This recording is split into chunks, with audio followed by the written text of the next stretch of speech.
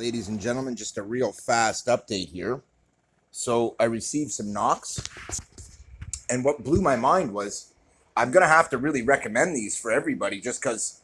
Well, for one, normally I make a knock, I sew it in place. It's the traditional way of doing it. I've been doing it that way literally forever. Well, maybe not technically forever, but for the last 40 years or so. I started making bows when I was very, very young, guys, and in the end, I've made a lot of them over the years. What the hell is going on with this phone today? It's like it's really weird. It's all over the place. Anyway, so aside from being incredibly shocked at how fast they arrived, I mean, guys, I don't. I guess they must have been in Canada already because I ordered 2 sets of knocks. That is a double order of 10 each. And this is what the packaging looked like. I was actually fairly impressed with the packaging. It's quite good quality. The knocks themselves, okay, they're not polished brass, as you can see. But they are brass, and they're decent. You can certainly polish them if you wanted. But what I will say is that I'm really a big fan of these. And one of the reasons is I like to lock like this. So you can see it's straight. All I've done is attach it with scissors, and what I actually do is I put the string on, I level it, then I hang it right here and reach in with pliers and lock it in underneath so nothing moves. And I will recommend that method for installing them because it did work really well for me, guys.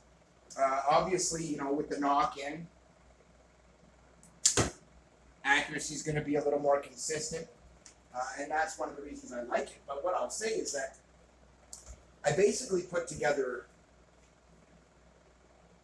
you know, this series to try and teach you guys perfect accuracy, or at least to get you closer to that goal. And in the end, a knock will help. Even if the bow is not set up perfect, even if your arrows aren't perfect, a good knock goes a long way. And a lot of people screw up their knock when they make it. And what's cool about these is you might screw up the placement, but as you can see, you can just pry it open and squeeze it shut. So I mean, you know, brass is good for that. It's not aluminum. It won't just crack when you go to open it. So they're good enough quality from the look of them where you will be able to open them and continue to use it. And what I like about these is they're fairly thin, okay? And some people really like to sit on top or under the knock. If you wanted, you could actually put 2 on here. Now, when I look, I see that this is perfect, okay?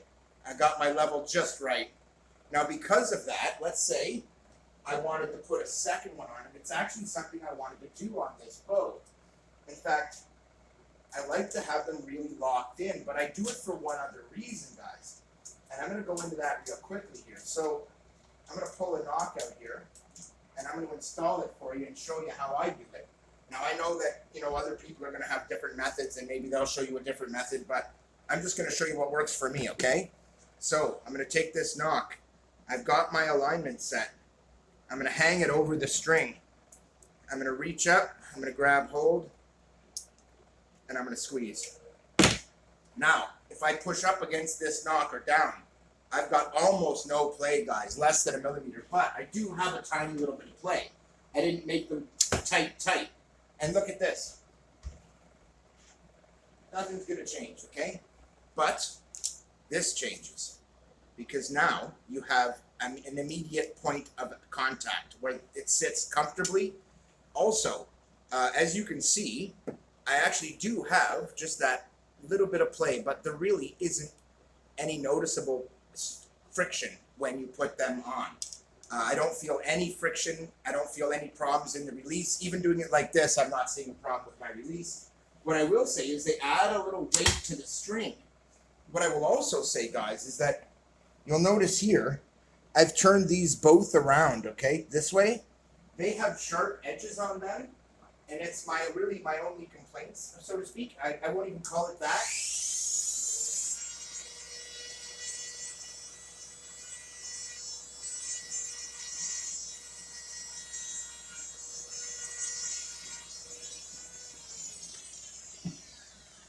And what I will say to you is that if you're not going to use a glove, guys, and you're releasing these, if they're sharp and angled towards you, it can hurt a little bit.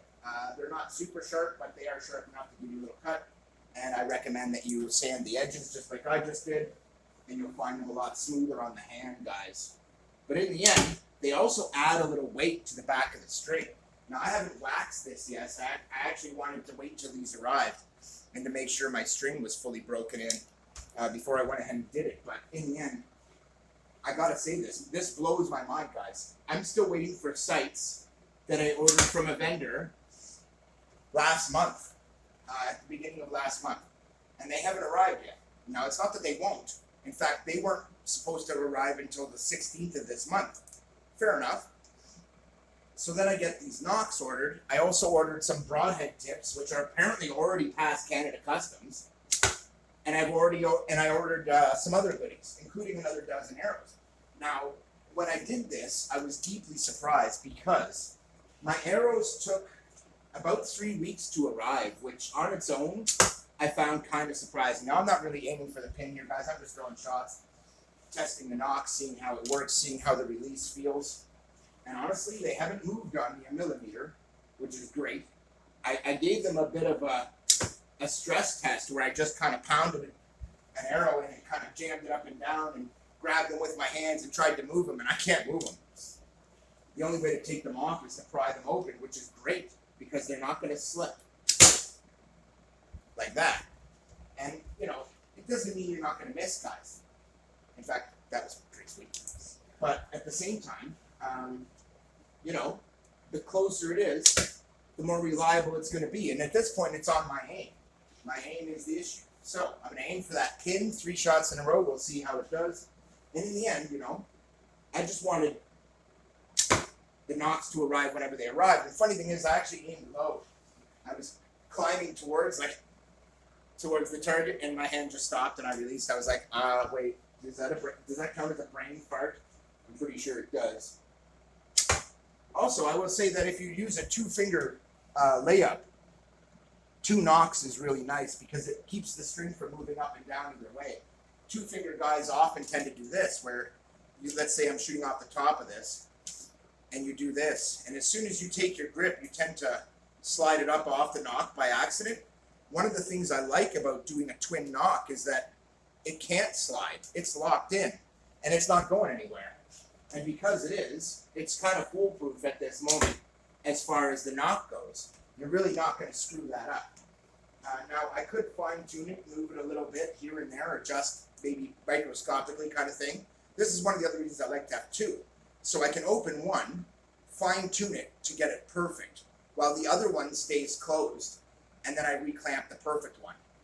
If I want, I can have them set at different altitudes. So I can have one set for 0 range and one set for farther out range, so that I can angle the arrow down if I want it by putting the nock a little lower. For example, this nock is down here.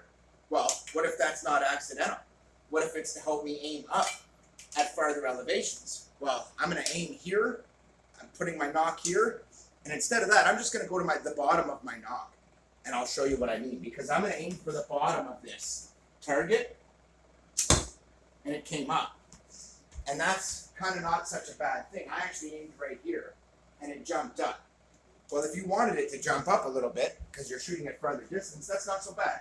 I mean, having a locked-in nock that's thin has a lot to offer. So what I'll say is that typically I make a nock, and it's thread like this. And you see how heavy this is. It's really quite beefy. It's quite sturdy, quite strong, and quite well made. It's not going anywhere. Then I put the string on these limbs, and it needed to go somewhere. Only I couldn't move it. And what I hate about that with these takedown bows is that you really don't want to put this on permanently. And the reason is, if your bow limbs break and you replace them, your nock will be out of whack. If you put the limbs on upside down, the nock will be out of whack. I like these because I can put one in either position that I need them to be. And if I flip the bow over, I have 2 nocks. So I have another one to work off that will be less out of whack until I fix it. And as you can see, I mean, this bow, it's you know, it's not dialed in yet. I actually haven't dialed it in at all. I just grabbed it and threw the nock on it and started testing it. But there's a reason for that. I'm not far off of my proper settings, to be honest. But one of the things about the knock being locked in is it gives you one less thing to worry about, one less thing to think about. Because I know my knock's good. Normally I have to check it. Well, now I don't.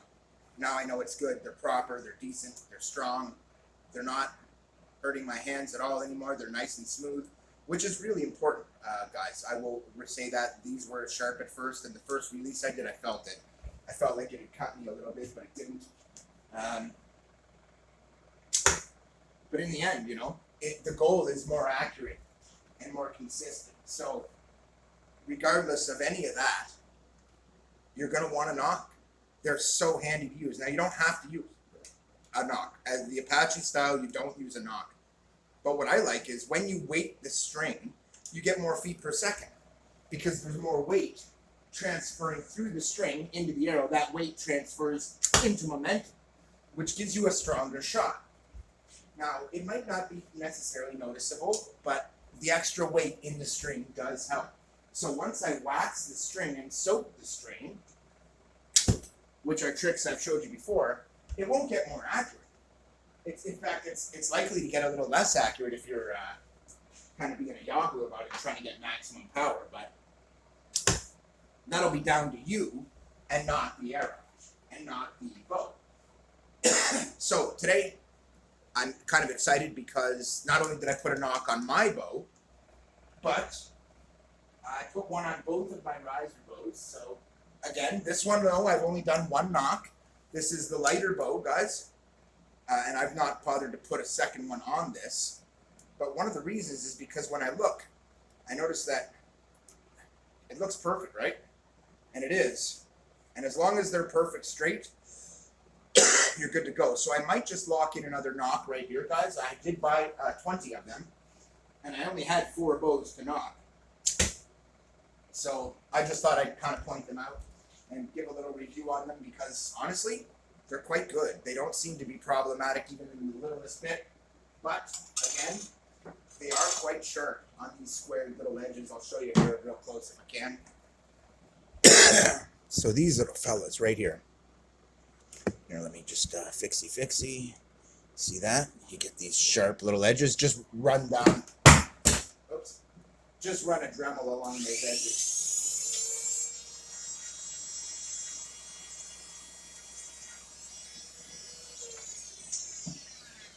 And just like that, guys, I mean, it literally takes 2 seconds. It's an easy thing to do, and even if you didn't have a Dremel, it's certainly doable to put a little sandpaper to them there and sand them down. Heck, you can even put them on the edge of a piece of stone or concrete and use that to sand them. That works too, believe it or not. So here's the issue that I'm having, which surprises me.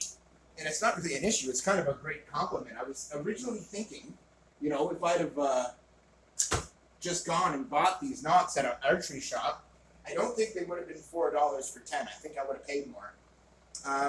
And okay, I might have got them more quickly. And a lot of people say that with AliExpress. Oh, well, things don't come fast. They take months. All right, well, let's review. So last month I ordered arrows. I got those. I also ordered sights. I'm still waiting for those. But the sights are like the cheap minor piece of what I ordered. And then this batch, and everything came quickly. I mean, I got everything within 3 weeks. And that's surprising to me because it's coming from China and it takes 2 weeks to cross the ocean. So if they're getting it here in 3 and it's coming through Canada Customs, I'm actually pretty impressed. Anyway, so not only did it kind of impress me that they were fairly quick, but then this month, yo, we're the 5th, guys, literally today.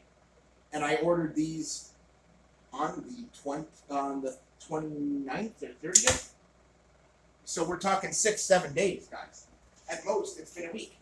And I will officially say that these knocks are the best I've had. Well, I've never had knocks before that were clip-ons. I've always made my own traditional knocks. Which meant thread. Which meant they don't want to stay in place very long. And the reason they don't is they tend to unravel. Whereas these, they really don't. I mean, this will just stay. And if it ever did get loose, you could just adjust it, squeeze it back down, and it's good to go. It's kind of like the heat shrink rack. You get more than one use. And if you end up wrecking your bowstring, there's no reason to throw away the knock. You just pull it off and put it on the next string. That one knock could follow you around for years, potentially. And maybe even your archery lifetime. So that's not bad. So as you can see, you know, we're not doing bad. We're getting close to the pin when I aim for it. This is a great little bow made better by the fact that it now has a reliable knock that isn't going anywhere. So in addition to those two, I also did this, and this is one of the reasons I actually waited to do my roommate's bows, was because I knew I wanted to get proper knocks, and I didn't really want to waste them on crap. I wanted to get good knocks, and again, nice and level, and I wanted to have room for the bow, because, you know, just because he's going to be bow fishing with it doesn't mean he doesn't need a knock. In fact, it's the other way around. I'm going to put two so that it'll lock in. Now you can see this one's actually just a little high, but some people like to lock in underneath. And as you can see, I moved that. This one is pretty loose, okay? So what we're going to do now is we're going to fine tune this. Okay, this is actually what I recommend. You put it on loose, just loose enough that you can still work with it, guys. And now we come across that I know I've got it perfect, and it's loose enough. I can shoot with it still and fine tune it, guys, which I like it. Now, I knew already that I had the position perfect here, so I'm just going to verify and confirm that that is correct. And I'm going to take another shot. I'm going to check it again just to make sure it didn't move on me. And it looks great. So again, I mean, they're that easy to adjust, guys. And as I've said, that does not, by any stretch of your imagination or mine, hey guys, enough, mean that you're going to actually hit the target, guys. You having a good knock doesn't mean anything except that you have a good knock. And in the end, you know, I happen to like a good knock. So I'm going to aim for the pin. Not too bad. I knew I was just a little above it too. So what you want to check for, again, is your elevation and all that stuff. Make sure the measurements to your handle are right, so that you can double check everything, make sure it's perfect. In my case, the lengths are perfect. The riser is exactly perfectly dead in the middle. It's bowing nice and even. We've got good action from it. It's been very reliable, guys. And it is accurate enough to shoot with. Now the real trick is, are these knocks worth your money? Well, $4, guys. And you get 10 of them. Now, if I could tell you that $4 would make you perfectly accurate, I'd be a liar. But what I can tell you is that $4 could help. And it's cheaper than the lock-on knocks I see here. And they're pretty good. You know, it's just a matter of you getting it right? And your technique counts for a lot. So I'm going to watch my form here. I'm actually going to try and fire a couple perfect shots. This bow is for my roommate. And I want it to be good. So once I set up my knock, the first thing I did was take a shot on the pin just to see what my accuracy was like with it. And so far, every time that I've wanted to shoot the pin, I've had no problems. In fact, right now it's a little farther off than usual.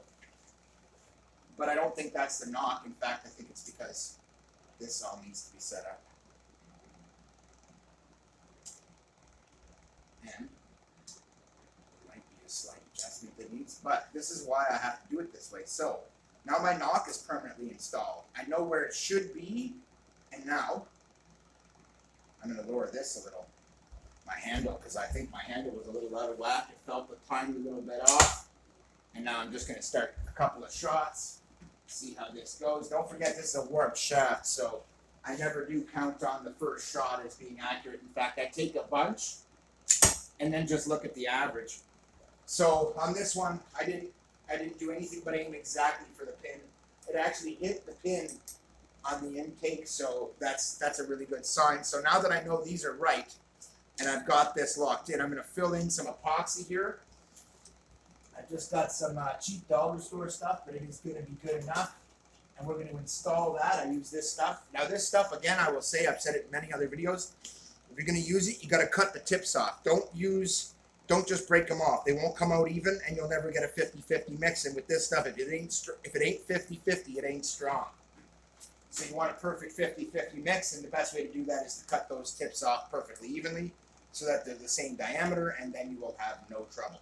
So once again, I never rely on a single shot, but I don't want to mess with the bow either once it's dialed in. Now I haven't dialed in my tiller yet, so when it comes to my nock, I'm really just looking to see that it's consistently close to the pin, and that it should hit it once in a while, basically. And that's exactly what happened there. So I'm going to set that aside. I'm quite happy with it. It's finished. Now, in this same batch of stuff from this order, I did order a few other things, guys. But what I will say is that, you know, I've now done 3 bows, one of them with double nocks, and I still have 5 of these left, guys. It's a great deal. And here I got another 10. Let me just count to make sure that they're correct. 2, 4, 6, 8, 10. And there are, in fact, 10. And I actually really like these. So I'm going to see if I can show you guys the vendor. Partly because this vendor was awesome, and they went out so fast, guys. I can't even believe they came this fast. And look at this. Rush shipping, guys. It was an $8 item, guys. Literally. There's me. Let's block that out. And there's the vendor. No, it's not on there. All right, hold on. Let me get the top part of that. But either way, guys, I keep buying off AliExpress, and I'm going to continue to do that. I've been really, really happy with them. It seems like every time I get a product, I mean, you know, it's no different than here. I mean, you know, I can't find that top. I think I threw it out. Anyway, yeah, so definitely worthwhile. Little things like that and little things like this can go a long way in archery. You know, you could go on AliExpress and spend $30 and definitely improve your archery skills. Not so much, but you could definitely improve the gear you use when you do archery. And in my case, I really like these little nocks. They're great. They come out awesome. They don't even look bad. Like, they look good. They're brass, you know what I mean? And if you wanted to take the time to polish these out, I mean, I bet you money they'd come out nice. Like, there really is no problem with these. And even when you do 2 of them, they're not incredibly heavy on the string. In fact, I expected they'd be a little heavier, because they're brass. And I'm actually very impressed with how light they are. And they don't seem to be cracking or having any problems. They're not letting loose on me. Once I tighten them, they're good. And if you just tighten them halfway kind of thing, you'll be able to do what I showed you. You'll be able to adjust them and then fine tune them and then lock them in place. And I absolutely love them for that. Don't forget, if you did it wrong, you can always undo it. Try that with these, guys. Try that with this. Once it's locked in, you're not undoing it. You got to redo it. And redoing it takes hours. And putting on those nocks, literally all 3 bows got done in 15 minutes. You know what I mean? Like, it literally took that long. It took longer to explain it to you than it took me to do it. Keith out.